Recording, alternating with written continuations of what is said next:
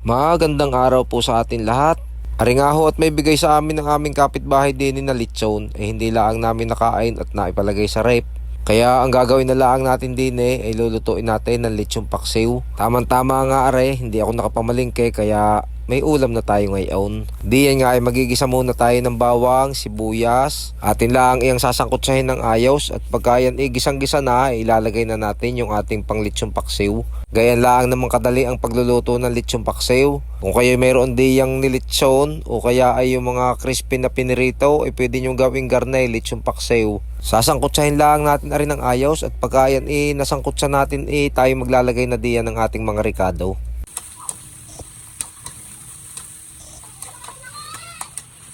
At diyan nga ilalagyan na natin ng mga ricado. Una muna ay pamintang buo ang ating ilalagay. Lalagyan din natin yan ng dahon ng laurel. At syempre ilalagyan din natin yan ng pampasarap. At ang gagamitin natin diyan ay magic sarap.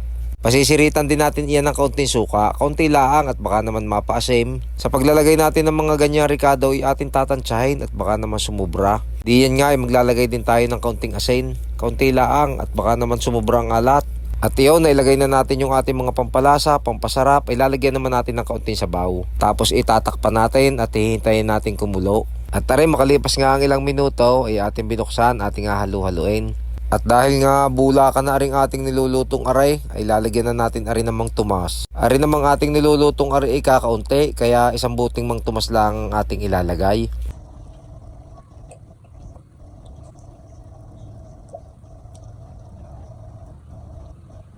At iyan, nailagay na nga natin. At dahil nga may natira pa din sa bote, ay nilagyan ko lang ng kaunting tubig at saka ko inilagay ulit diyan at sayang.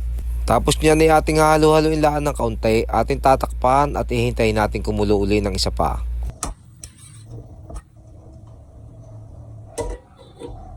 At makalipas nga ulit ang ilang minuto ay aray nakulo na kaya ating binuksan, ating titikman kung ano ang kulang at kung ano ang lasa. At sa timos ko nga ay kulang sa tamis kaya ating lalagyan na rin ng kaunting asukal. 2 kutsarang asukal muna ang ating ilalagay din. At pagka kinulang ay di tsaka na lang tayo magdadagdag. Ating nga halu-haluin uli aray mga boss para humalo yung ating mga inilagay. Tapos ating tataklobat uli at mamaya na natin bubuksan pagkaluto na aray.